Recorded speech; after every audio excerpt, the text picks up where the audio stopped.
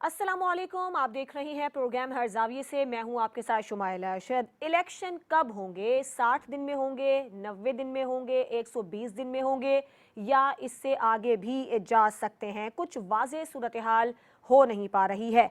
अगर इलेक्शन नई हल्का बंदियों के तहत होने हैं तो फिर वक्त पर इलेक्शन का होना एक अहम सवाल है। इसके अलावा सियासी मंजरनामे में साबिक वज़ीर आज़म शहबाज शरीफ का एक अहम बयान सामने आया है, जिसमें उनका ये कहना है कि इलेक्शन हर सूरत अपने मुकर्ररा वक्त पर होंगे और मैंडेट मिला तो नवाज शरीफ वज़ीर आज़म के उम्मीदवार होंगे, जबकि इलेक्शन कमीशन ने मरदमशुमारी की अशात के बाद नई हल्का बंदियों से मुतालिक ऑर्डर भी जारी कर दिया है और अपडेट वोटर लिस्ट के बगैर पार्टीज़ को असम्बली में नुमाइंदगी नहीं मिलेगी, ये कहा गया है। इसी बहस में शेख रशीद का एक बयान सामने आया है, जिसमें उनकी जानिब से ये कहा गया है कि 90 रोज़ में इलेक्शन के लिए तमाम पार्टीज़ सुप्रीम कोर्ट का दरवाज़ा खटखटाएंगी।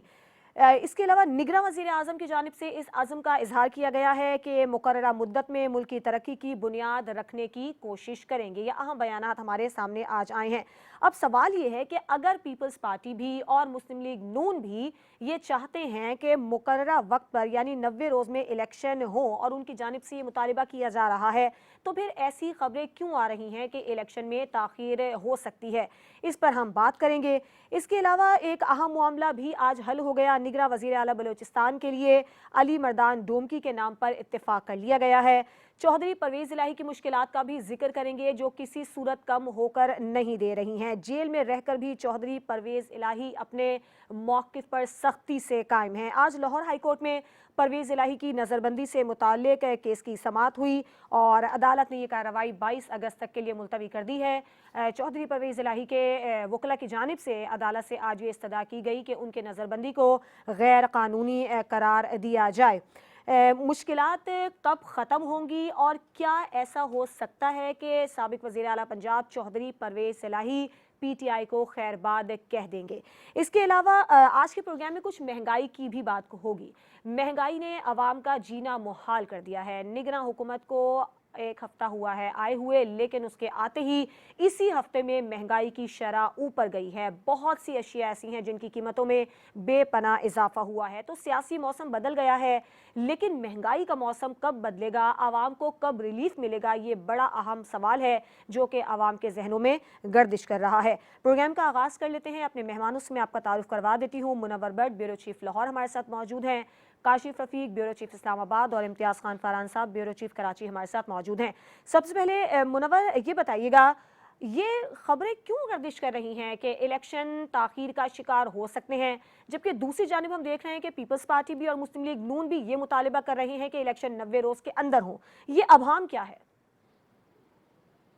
देखें, ये मैं इस मामले में मैं समझता हूँ कि फरहान साहब की बात जो है ना, वो मुक़्तदर हलकों ने सुन ली है। फरहान साहब मुसलसल ये बात कर रहे हैं कि भी 90 दिन के अंदर इलेक्शन होने चाहिए, वरना कॉन्स्टिट्यूशनल वायलेशन जो होगी तो वो उसके मुज़मरात जो हैं वो बाद में फिर बहुत ख़तरनाक होंगे। तो मुझे ये लग रहा है कि अभी शहबाज साहब जो उन्होंने भी ये बात सुन ली और बहुत सी चीज़ें जो उनको अब समझ आ रही हैं कि भी अब इलेक्शन मोड में जाना है तो फिर उन्हें अपोजिशन का रोल प्ले करना पड़ेगा। तो इसलिए उन्होंने भी ये आज बात कर दी कि भी जो है इलेक्शन को किसी सूरत भी अपनी मुकर्रर मुद्दत से आगे नहीं जाना चाहिए। और पीपल्स पार्टी तो शायद पहले दिन से ये बात कर रही है कि इलेक्शन अपने वक्त पे होने चाहिए। तो ये अब दो बड़ी जमातों ने ये बात की है, तो उससे मुझे लगता है कि थोड़ा बहुत जो निगरान हुकूमत है उसके ऊपर दबाव भी बढ़ेगा कि वो मामलात को उसी तरह हल करे। और इसके लिए जो तजवीज़ जो है वो ऑलरेडी फरहान साहब दे चुके हैं कि भी ये सिंध के एक दो शहरों का मामला है। ये बहुत बड़ी रॉकेट साइंस नहीं है, हल्का बंदियों वाली। तो हल्का बंदियां वही रह जाएं तो सही। जी। अच्छा मुनव्वर, तो एक हल्का सवाल मेरे बंदियां जहन में रह आ भी रहा है जाएं तो कि फिर राजा रियाज का बयान का भी हमने कुछ दिन पहले जिक्र किया था। उनका ये कहना था कि बड़ों ने फैसला कर लिया है कि इलेक्शन जो है वो फरवरी तक जा सकते हैं। तो उस बयान का भी जरा हवाला दीजिएगा। जी। वो बड़े, मैंने पहले भी अर्ज किया कि वो बड़े तो इस्लामाबाद के करीब रावलपिंडी में होते हैं, उन्होंने कहा था लेकिन यहाँ सियासी पे अगर सियासी आप रहनुमाओं देखें, ने। हाँ। यहाँ पे अगर आप देखें तो सुप्रीम कोर्ट का जो आज का मोड है वो कोई बहुत ज्यादा फेवरेबल नहीं है कि ये निगरान टेन्योर जो है उसको ज्यादा अरसे तक चलने दे। मुझे लग रहा कि भी अब सुप्रीम कोर्ट को इंटरवीन करना पड़ेगा और ये सुप्रीम कोर्ट जो है वो अब पहले की तरह फैसला दे के आराम से नहीं बैठ जाएगी, शायद वो इससे आगे भी जाए।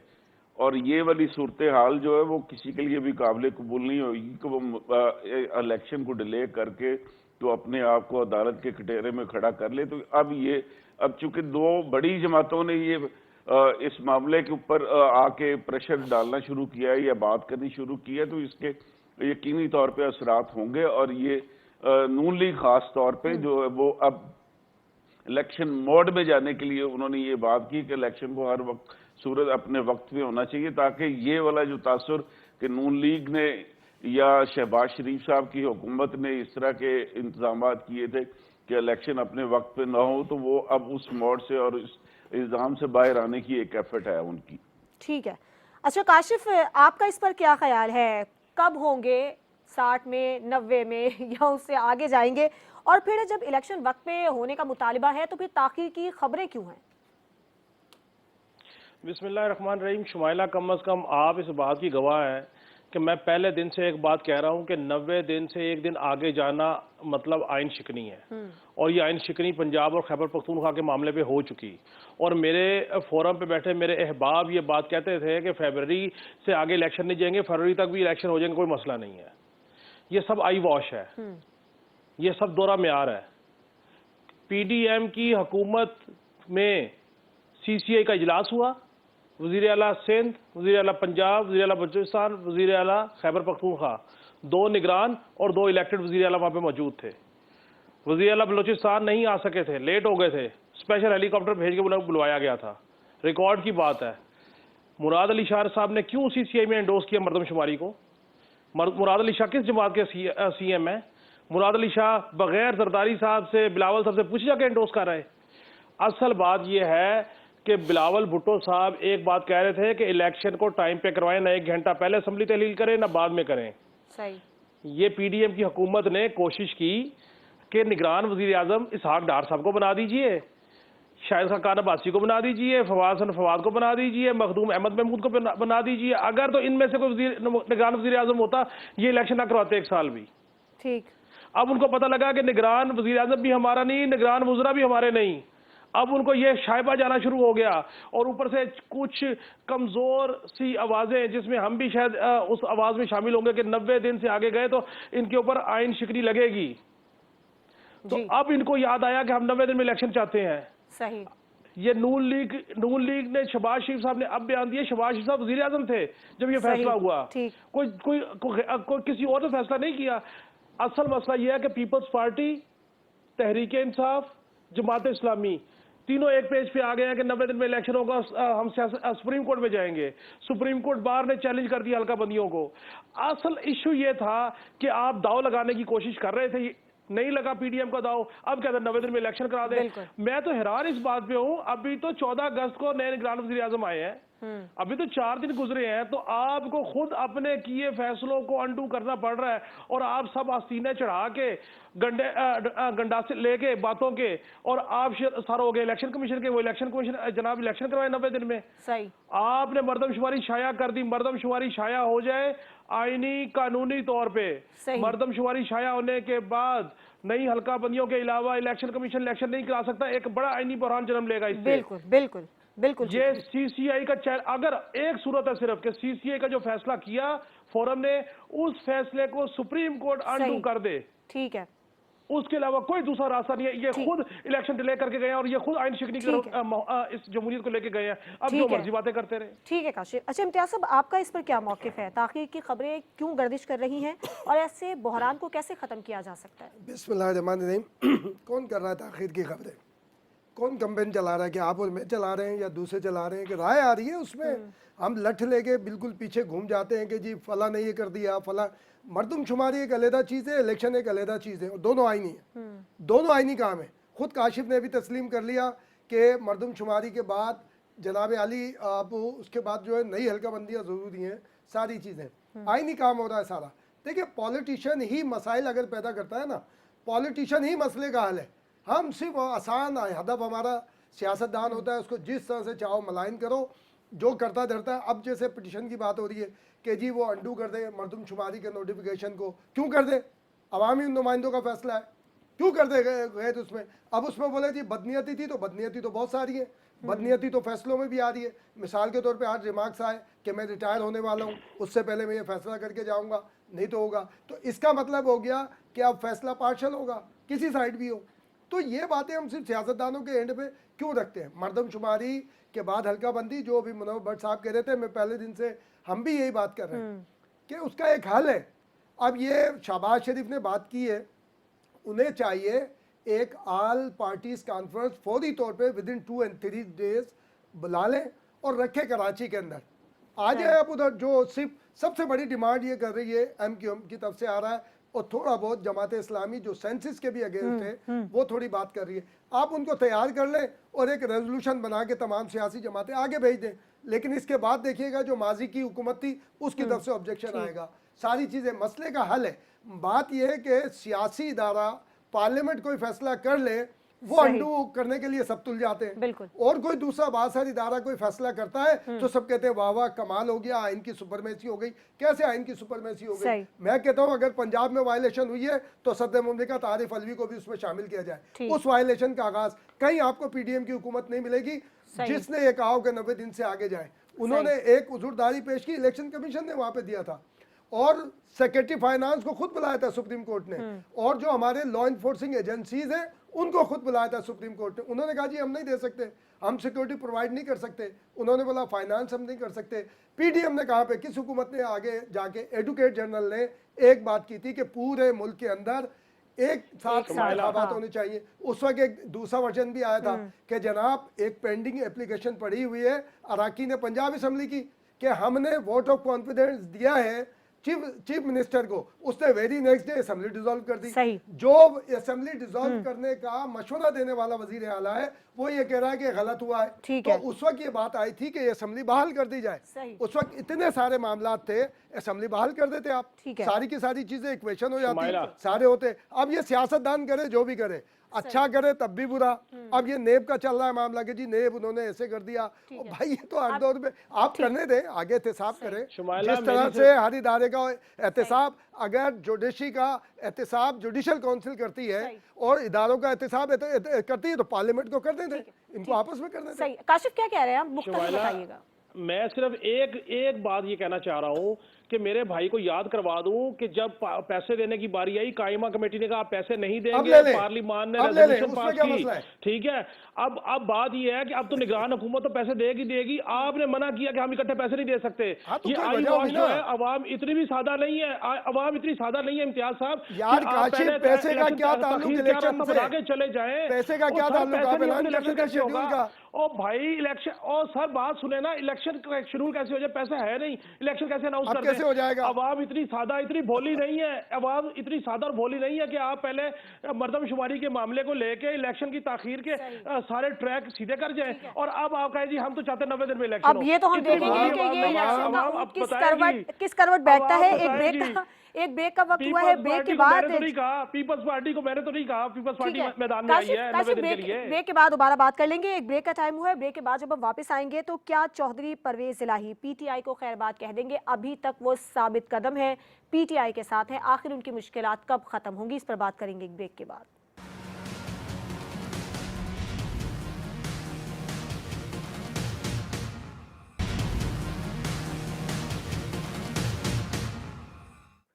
Welcome back. अब हम बात करेंगे चौधरी परवेज इलाही की मुश्किलात की, जो कि ख़त्म होने में नहीं आ रही हैं, और इनकी मुश्किलात कैसे ख़त्म होंगी और क्या वो PTI को खैरबाद कह देंगे? बताइएगा इम्तियाज़ साहब, आपको क्या लग रहा है, क्या होने वाला है? देखिए यहाँ पर भी वही अब परवेज इलाही को PTI छोड़ने का दबाव डाला जा रहा है, या कोई जमात, उनकी अपनी जमात भी लेने को तैयार नहीं है। दो डिबेट है। बिल्कुल इसी तरह से कि PTI के और भी लोग हैं जो जाना चाहते थे PTI छोड़कर, लेकिन किसी दूसरी जमात ने एक्सेप्ट नहीं किया। नाम अभी लेंगे तो उसमें चीख पुकार शुरू हो जाएगी।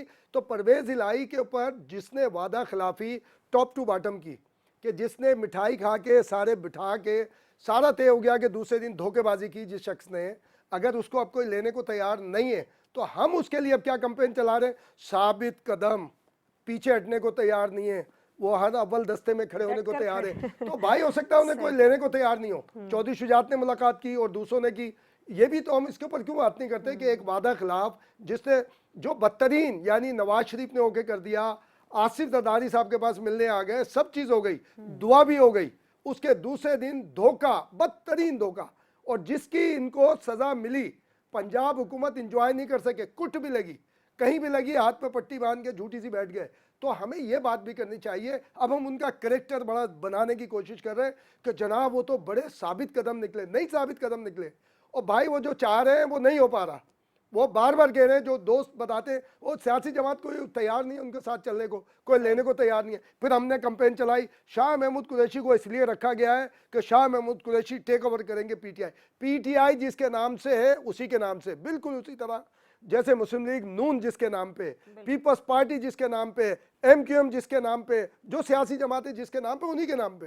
तो अब ये बोलेंगे जनाब वो ये हो गया उस तरह, तो शाह महमूद कुरैशी का भी यही हुआ, वो भी क्या हुआ, वहाँ बैठे तो वो नहीं चला सकते, जिसकी तंजीम है वही। तो अब हम इनको एक लेवरेज देने की कोशिश करते हैं कि मुश्किलात देखें, मुश्किलात क्या है, क्या उनको कोई हथौड़ा लेके पीछे घुमा हुआ है।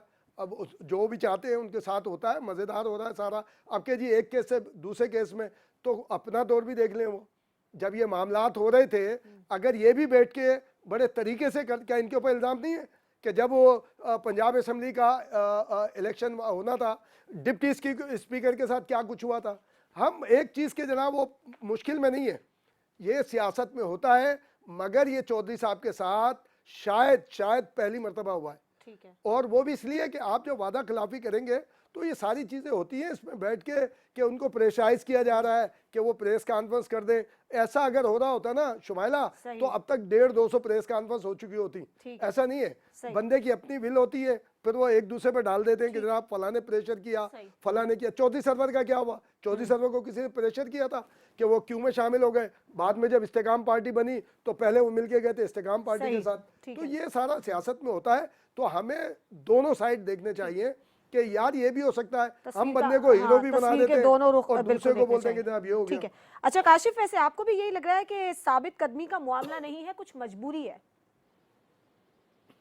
क्या सादा गुफ्तगू फरमाते हैं हमारे भाई इम्तियाज फरहान साहब। अभी 2 महीने पहले की बात है, हर घंटे बाद प्रेस कॉन्फ्रेंस हो रही थी प्रेस क्लब में, और 2 जुमले बोलते थे और चले जाते थे। प्रेस कॉन्फ्रेंस तो हुई है, ये बात रिकॉर्ड की दोस्ती के लिए बताना चाह रहा हूँ। दूसरी बात ये है, मेरे पास जो इन्फॉर्मेशन है हो सकता गलत हो, मेरे पास बिल्कुल ये इन्फॉर्मेशन ये है कि मुस्लिम लीग काफ दोनों हाथों से खोल के परवेज इलाही साहब को लेने को तैयार है, और इसके ऊपर शुजात साहब, चौधरी सरवर साहब, वजाद साहब सब की बात हो चुकी है। खानदान ही होता है। असल मसला ये है कि जो बच्चों की लड़ाई है वो बड़ों को इकट्ठा नहीं होने देने जा रही। दूसरी बात यह है कि ग्राउंड रियलिटी ये है कि अगर बल्ले का निशान बैलेट पे होगा तो वोट तो पड़ेगा। तो अब मसला ये है कि या बल्ले को बैलेट से गायब कर दो, या इलेक्शन लड़ने वाले दिमाग जो उनसे वो पार्टी से आगे पीछे कर दो। तीसरा तो कोई हल नहीं है। चौथी बात यह है, हाँ ये बात इम्तियाज साहब की बिल्कुल ठीक है कि अगर सियासी मुखालफत की और सियासी तौर पे आपने अपने मुखालफिन को क्रश किया, मुकदमातबाजी में फंसाया, उलझाया, तो अब मकाफात अमल का आप शिकार है, ये बिल्कुल मुमकिन है। अदरवाइज अगर आप कहें कि कोई सियासी जमात लेने को तैयार नहीं, तो जिस सियासी जमात के हवाले से इम्तियाज भाई जो है वो हमदर्दियां रखते हैं, मैं मान ही नहीं सकता कि पीपल्स पार्टी में बिलावल साहब या जरदारी साहब जो है वो बदतरीन मुखालफिन को उन्होंने सीने से लगा लिया। फैसल साले याद साहब की मिसाल बिल्कुल सबके सामने है। ये मैंने एक बताया, इसके अलावा भी मुतअद्दिद मिसालें बता सकता हूँ। सियासत है, सियासत में कोई चीज़ नहीं होती, सियासत में टारगेट का हसूल होता है कि आपने अपने मुखालफिन को पिछाड़ना कैसे और अपने इक़्तिदार की कुर्सी को हासिल कैसे करना है। सियासत में काहे के असूल, काहे के ज़ाब्ते, काहे के धोखे, काहे के वादे, काहे की वादा खिलाफी। भाई यहाँ पे एक दूसरे का पेट फाड़ने वाले शीरो शक्कर हो गए, और जनाब जरदारी साहब ने उन मसूफ को वज़ीर-ए-आज़म नॉमिनेट कर दिया। आप बात कर रहे हैं असूलों की, धोखों की, वादा खिलाफियों की। अल्लाह को माने अवाम की यादाश्त कमज़ोर ज़रूर है महंगाई की वजह से, लेकिन ख़त्म नहीं हुई है, और ना अवाम की यादाश्त ख़त्म हो सकती है।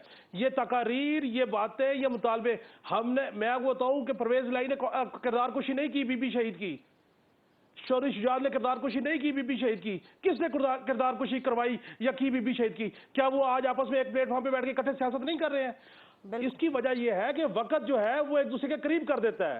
सही। सियासत में मफादात का हसूल होता है। अगर ये पीडीएम इकट्ठी ना होती तो शायद इस तरह की इनकी सूरत हाल ना होती। सो आप जो है ना, जो भाषण ये होता है ना कि इखलाकियात का, सियासत का इखलाकियात से कोई लेना देना नहीं है। सही। जो ये बात कहता है, मैं तो कम से कम मैं तस्लीम नहीं करता। मैं तो 20 मिसालें आपको गिनवा सकता सही। हूँ। वक्त खत्म हो जाएगा प्रोग्राम का ठीक है। कि भाई कहाँ से इखलाकियात आ गई, एक दूसरे को दशनाम दराजी और एक औरत की हुक्मरानी की जी मुखालफत काशिफ। करने वाले फजल रहमान साहब आज साथ बैठे नहीं हुए? बिल्कुल। क्या बीबी की हुकूमत में कोलैबोरेशन नहीं की उन्होंने? तो सही। किस बात की बात करें? हाँ, उनके मसाइल हैं, वो अपनी तरफ जगह पे सही है। वो कहते हैं तहरीक इंसाफ का वोट बैंक है, सही। मैं अगर वहां पे सस्टेन कर जाता हूँ, इलेक्शन में आता हूँ तो मुझे अच्छा जो है सीट मिल जाएंगी। ठीक मैं है ये काशिफ। समझता हूँ, या वो अपनी पार्टी बनाने को ज्यादा बेहतर समझते हैं। ठीक है। अच्छा मुनव्वर साहब, आपका इस पर क्या मौकिफ है? अभी तक पीटीआई के साथ क्यों मौजूद हैं चौधरी परवेज इलाही? कोई मजबूरी है या फिर वही बात जो कि इम्तियाज साहब कर रहे थे अभी?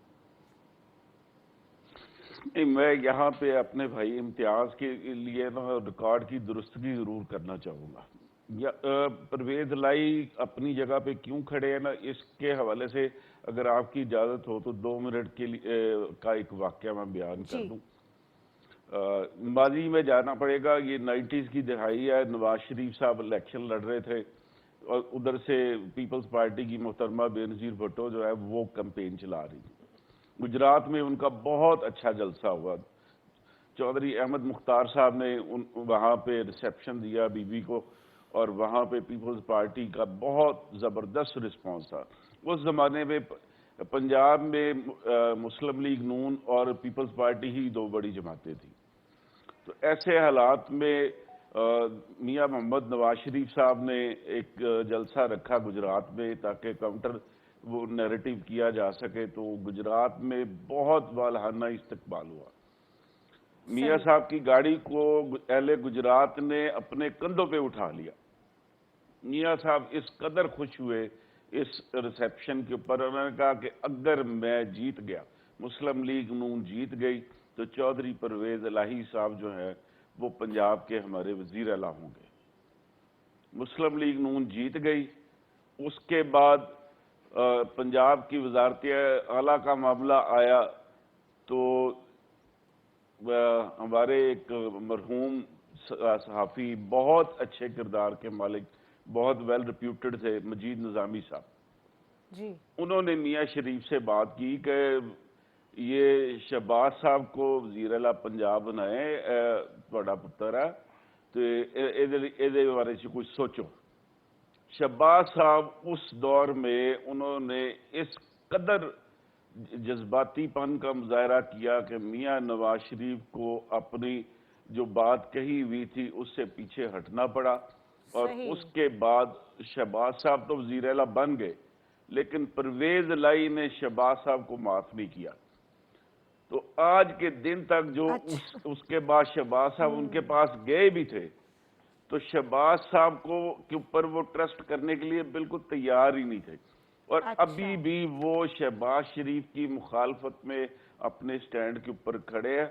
और इस वाक्य की वजह से तो उनके ऊपर जो वो गुजरात में ये बात मशहूर हो गई थी कि भाई इन्हों के हाथ च वज़ीर आला बनने की लकीर ही नहीं है, लेकिन जिस टाइम पे वो वज़ीर आला बने सही। तो फिर उन्होंने ये बैनर भी लिखवा दिए कि मेरे हाथ में वज़ीर आला बनने की लकीर है। ऐसी कोई बात नहीं। बहरहाल ये पर चौधरी बरादरान जो है, इनकी पॉलिटिकल जो एसोसिएशन है वो वफादारी के साथ है। और ये परवेज इलाही साहब, ये इनको जिस कदर मुश्किल हालात भी हों, ये पीटीआई नहीं छोड़ेंगे। ठीक है, ठीक है। एक ब्रेक लेंगे और ब्रेक के बाद हम बात करेंगे कि क्या महंगाई हमारा पीछा छोड़ेगी।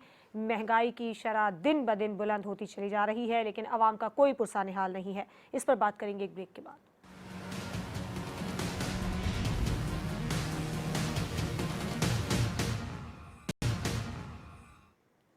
Welcome back. अब हम बात करेंगे कि सियासी मौसम बदल गया है, लेकिन महंगाई का मौसम वैसा ही है जैसा पहले था, बल्कि महंगाई में कई गुना ज़्यादा इजाफा हो गया है। काशिफ, बताइएगा ये महंगाई हमारा पीछा कब छोड़ेगी? कब महंगाई से हमारी जान छूटेगी? हमें कुछ रिलीफ मिलेगा? देखिए, महंगाई से इलेक्टेड हुकूमतें जान नहीं छुड़वा सकी और उनके अदवार में जो पॉलिसीज बनाई गई उनकी वजह से महंगाई आई। और जिस वक्त हम IMF के पास जा रहे हैं और IMF की हमें जो है शराइत तस्लीम करनी है, तो फिर कैसे मुमकिन है कि निगरान सेटअप से हम ये तवक्को करें कि वो महंगाई को नीचे ले आएंगे? क्योंकि निगरान सेटअप जो है वो वॉच तो कर सकता है, वो कोशिश तो कर सकता है, लेकिन जो सेट पैटर्न हमारा तय हो चुका IMF के साथ, हमारी मेन प्रॉब्लम वो है। अच्छा, फिर जब डॉलर आपका नीचे नहीं आ रहा तो महंगाई कैसे नीचे आ जाए?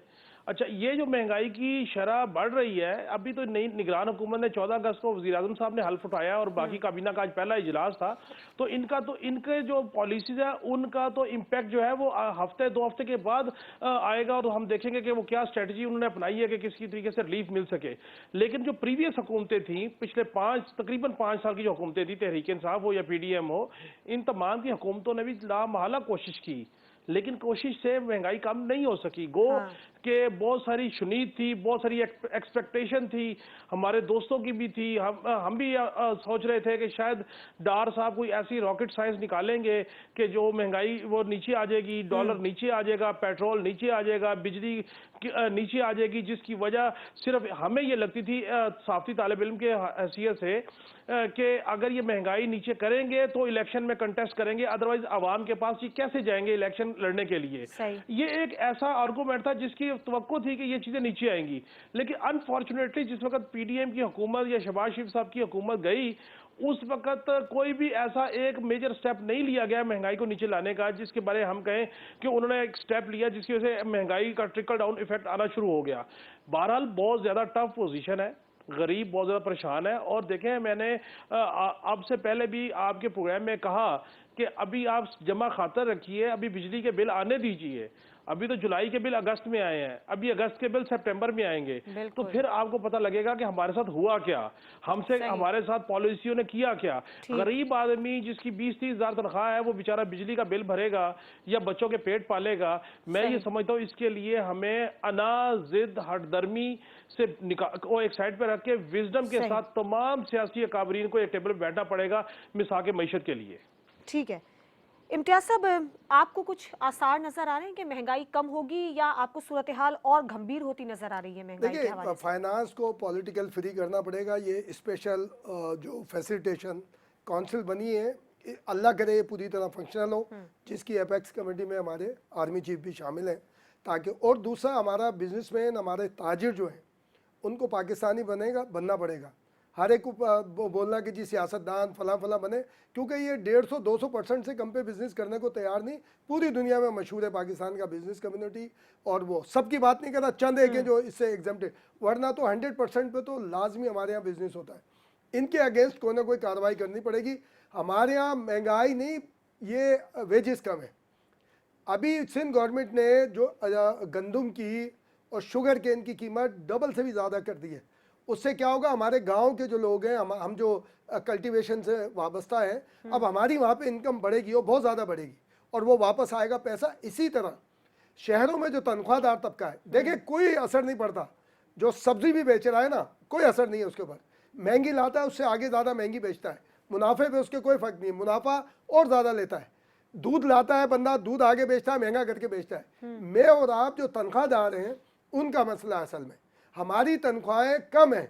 हम इस तरह जो होती है, कम से कम तनख्वाहों में इजाफा करें। मिनिमम सैलरी कोई नहीं हो रही, सारी चीज़ तनख्वाहों में मैं समझता हूँ कि डबल से ज़्यादा इजाफा होना चाहिए, महंगाई ऑटोमेटिक होगी। महंगाई कम क्यों नहीं होती? महंगाई कम इसलिए नहीं होती कि जब आपको यहाँ सस्ता होता है वो स्मगल होने लगता है। आपको याद होगा डीजल और पेट्रोल की कीमत में बहुत फ़र्क होता था, किसी ज़माने में बहुत फ़र्क होता था, 40-40, 50-50 रुपये, इससे ज़्यादा फ़र्क होता था। लेकिन डीजल बराबर आ गया पेट्रोल के। क्यों?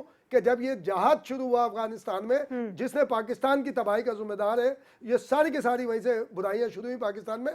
डीजल स्मगल होने लगा, सारी चीज़ें स्मगल होने लगी। ईरान से अगर यहाँ स्मगल हो रहा है, सबसे ज़्यादा चीज़ क्या हो रही है? ऑयल हो रहा है, क्योंकि वो उनकी पैदावार है और वो उसी कीमत पे हो रहा है, इसलिए उनके ऊपर असर नहीं हो रहा। हमें अपने वेजेस बढ़ाने होंगे। तो सर वही तो मसला वेजेस हम आगे जाएंगे। देखिए इसके लिए सबको एक साथ बैठना पड़ेगा ना। हम हुक्मरान को तो ये बात करते हैं कि हुक्मरान जो है जनाब, इस तरह हुक्मरानों से हमारी जो सरकारी ब्यूरोक्रेसी है वो अपनी तनख्वाहें जरूर बढ़वा लेती है। प्राइवेट सेक्टर में जो हमारी बिजनेस कम्युनिटी है या दूसरे मुनाफा वो भरपूर लेते हैं, उनसे उस तरह की वेजेस नहीं होती। हाँ। और तीसरी जो एक अहम बात जो मैं जाहिर है कि इसके ऊपर एक्शन लेना पड़ेगा, 2 रुपए का इजाफा होता है पेट्रोल पे या 20 रुपए का इजाफा हुआ, वो आगे जाके 40 रुपए तक पे चला जाता है, सही। इसको कौन रोके। और एक बात और बड़ी जो समझ सही, आती है ठीक है। कि राशन कार्ड जो है ना, सही जो है। माजी में था, आप उसको रेस्टोर करें। ठीक है। आपके पास डेटा मौजूद ठीक है, है। वरना तो मैं ऑयल, सही। पेट्रोल, बिजली उसी कीमत और पे यही ले रहा वजह हूं। है कि फिर अमीर अमीर से अमीरतर और वो गरीब उसको गरीब कोई से फर्क नहीं पड़ा। गरीब तर होता अमीर चला को जा रहा है। कोई ठीक फर्क है, नहीं पड़ा ये राशन सही कार्ड है। से, ताकि जो आम आदमी ठीक है, कुछ रिलीफ उसको उसको मिल सस्ता जाए। बहुत सारा अच्छा वो- मुनव्वर, एक चीज आपसे मैं जानना चाहूंगी कि क्या जब हुकूमत की तब्दीली होती है तो क्या माफियाज भी सरगर्म हो जाते हैं, भरपूर फायदा उठाते हैं और महंगाई में इजाफा होता है? देखिए, ये हमारा सिस्टम का कसूर है।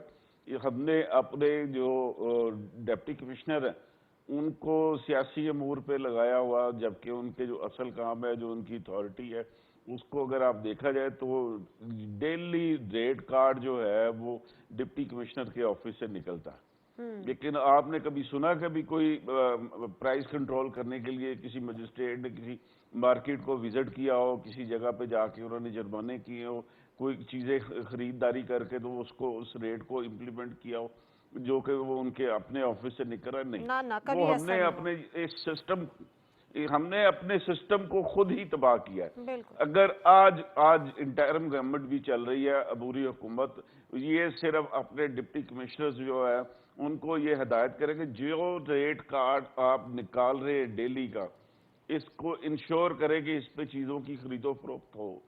तो वो आप देखिएगा कि 3 से 4 दिन या हफ्ते, मैक्सिमम हफ्ते 10 दिन में ये जो मसनूई महंगाई है ये कम हो जाएगी। अगर आप सही। किसी मोहल्ले में रहती है तो फिर आपको इस बात का अंदाजा होगा, जो गलियों में आके सब्जियां बेच रहे हैं, चीजें बेच रहे हैं, उस सब के रेट मुख्तलिफ हैं। इसी तरह जो जिसका जो मौका पॉश लगता है, एरिया हाँ। के अंदर जो मार्केटें बनी हुई हैं वहां के रेट डिफरेंट है, जो गोठ बने हुए हैं यहाँ पे वहां के रेट डिफरेंट है।